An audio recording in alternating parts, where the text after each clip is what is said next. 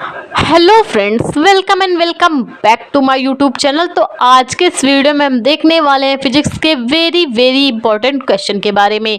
तो क्वेश्चन है आपका, भंवर धाराएं क्या होती हैं? भंवर धाराएं, जैसा कि आप नाम से समझ सकते हैं, भंवर यानी किसी चक्करदार, यानी आपने देखा होगा कि जब कोई नदी तालाब, तो उसमें क्या होती है, भंवर के रूप में धाराएं जो बनती हैं उन्हीं को कहते हैं भंवर धाराएं। ठीक, तो देख सकते हैं अब यहाँ पे चुंबकीय क्षेत्र में कैसे उत्पन्न होंगी भंवर धाराएं। तो जब किसी चालक से फिगर में आप समझिए, आपको ज्यादा अच्छे से समझ में आएगा। मान लीजिए कोई चालक है, अभी इसमें कोई भी क्षेत्र नहीं, कोई भी आवेश नहीं, कोई भी धारा नहीं है। ठीक, अब हम इस पे क्या करें, धारा प्रवाहित कर दें। अब इसको हमने आई धारा प्रवाहित की इस पे। ठीक, तो जब आई धारा प्रवाहित करेंगे तो कुछ ना कुछ बल रेखाएं निकलेंगी। इस परिपथ में जब हम आई धारा प्रवाहित करेंगे तो कुछ ना कुछ बल रेखाएं निकलेंगी। उन बल रेखाओं के कारण इस परिपथ के चारों ओर क्या उत्पन्न होगा, चुंबकीय क्षेत्र उत्पन्न हो जाएगा। इन बल रेखाओं के कारण परिपथ के चारों ओर क्या हुआ, चुंबकीय क्षेत्र आरोपित हो गया। जब चुंबकीय क्षेत्र आरोपित हो गया तो हम आई धारा प्रवाहित कर रहे हैं, तो क्या होगा, कुछ ना कुछ फ्लक्स उत्पन्न हो जाएगा इस परिपथ में। जब फ्लक्स उत्पन्न होगा और धारा के मान को हम क्या करेंगे, घटाएंगे बढ़ाएंगे, तो क्या होगा भाई, धारा के मान को घटा बढ़ा रहे हैं तो फ्लक्स में भी परिवर्तन होगा। जब फ्लक्स में परिवर्तन होगा तो एक प्रेरित विद्युत धारा और प्रेरित विद्युत वाहक बल उत्पन्न हो जाएगा। क्या उत्पन्न हो जाएगा, प्रेरित विद्युत वाहक बल और प्रेरित धारा उत्पन्न हो जाएगी, जो कैसी होगी, चक्करदार। जैसे कि हम किसी, भाई आपने देखा होगा नदी में भंवर कैसे बनती है, एक जगह गोल गोल गोल गोल घूमती रहती है। ठीक है, तो वो क्या है, जो इसमें प्रेरित धारा निकलेगी, जब हम भाई धारा के मान में परिवर्तन कर रहे हैं तो फ्लक्स के मान में परिवर्तन होगा। ठीक है, तो क्या होगा, प्रेरित धारा जो उत्पन्न होगी वो चक्करदार धारा उत्पन्न होगी, उसी को हम कहेंगे भंवर धारा। मान लीजिए कोई जल से बड़ा टैंक है, इस पे हम कंकड़ डाल दें। जब कंकड़ डालेंगे तो क्या होंगी, काफी सारी लहरें उठेंगी। वो लहरें किस प्रकार उठेंगी, गोल गोल, एकदम जैसे जलेबी की जैसे चक्करदार लहरें उठेंगी, जिन या आप भंवर भी कह सकते हैं। ठीक है, तो जो भंवर उत्पन्न होगा कंकड़ डालने से, भाई जल का टैंक हो या किसी नदी में भी अगर हम डालें, तो उसमें जो भंवर के रूप में उत्पन्न होती है वो क्या होती है, भंवर धाराएं होती हैं। मान लीजिए ये कोई कुंडली है, भाई अन्योन्य प्रेरकत्व में क्या होता है, पहली कुंडली में अगर हम धारा देते हैं तो दूसरी में उत्पन्न होती है। पहली कुंडली में जब हम धारा देते हैं सेल से, तो दूसरी कुंडली में भी धारा उत्पन्न हो जाती। पहली में अगर फ्लक्स उत्पन्न होगा तो दूसरी में भी उत्पन्न होता। पहली में विद्युत वाहक बल उत्पन्न होगा तो दूसरी में भी उत्पन्न होगा। तो ये जो प्रेरित धारा इसमें उत्पन्न होती, भाई प्रेरित विद्युत वाहक बल जैसे ही हम घटाएंगे बढ़ाएंगे मान को धारा के, भाई सेल से देते हैं तो धारा के मान को घटाएंगे बढ़ाएंगे तो क्या होती है, प्रेरित विद्युत वाहक बल उत्पन्न होता है, प्रेरित धारा उत्पन्न होती है, और ये धारा भंवर के रूप में उत्पन्न होती है। तो देख सकते हैं वही डेफिनेशन है कि जब किसी चालक से बद्ध चुंबकीय फ्लक्स के मान में हम परिवर्तन करते हैं तो उसमें प्रेरित धारा उत्पन्न होती है। इन्हीं धाराओं को चक्कर धाराएं या भंवर धाराएं कहते हैं। ठीक है, और ये भंवर धाराएं अगर कोई भी धातु है तो उसको क्या करती है, एकदम लाल तप्त, एकदम सुर्ख लाल तप्त करके पिघला सकती, इतनी इनके अंदर पावर होती है।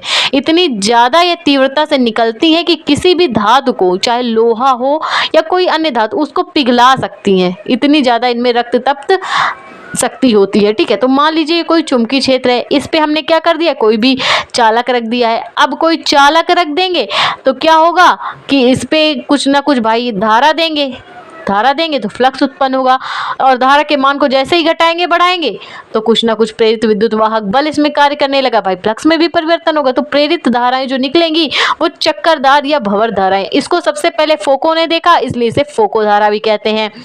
तो हम क्या कर सकते हैं, धारा का मान किस पे डिपेंड करता है, तो इसके लिए ओम का नियम है। ओम का नियम भैया होता है V = IR। अब हमें भंवर धाराओं की बात हो रही तो धारा के पद पे निकालते हैं, तो धारा I = क्या हो जाएगा, V/R। यानी कि आप कह सकते हैं कि जो धारा है वो क्या होती है, प्रतिरोध के व्युत्क्रमानुपाती होती है। क्या होती है, प्रतिरोध के व्युत्क्रमानुपाती होती है धारा का मान प्रतिरोध के जस्ट व्युत्क्रम होता है। अगर हम प्रतिरोध के मान को बढ़ा दें तो धारा का मान क्या होता है, घट जाता है।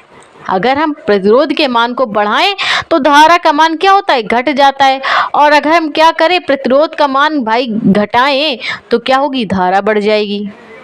ठीक, तो किसी भी परिपथ में अगर हमें धारा के मान को घटाना हुआ तो क्या करेंगे, प्रतिरोध को बढ़ा देंगे। हम प्रतिरोध को बढ़ा देंगे तो धारा का मान में भाई कमी आ जाएगी।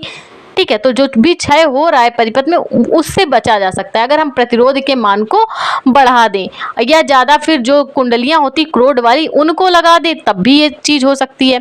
तो बात करें हानियों की, तो किस किस चीज़ में यूज होती भंवर धाराएं? ट्रांसफार्मर में, चौक कुंडली में, धारा मापी में, रेल में, काफ़ी सारी चीज़ों में आपकी भंवर धाराएं यूज होती हैं। ठीक है, क्योंकि भाई जब हम धारा के मान में परिवर्तन करते हैं तो फ्लक्स के मान में परिवर्तन होता है, फ्लक्स के मान में परिवर्तन होता है तो भाई विद्युत वाहक बल उत्पन्न होता है और प्रेरित धारा उत्पन्न हो जाती है।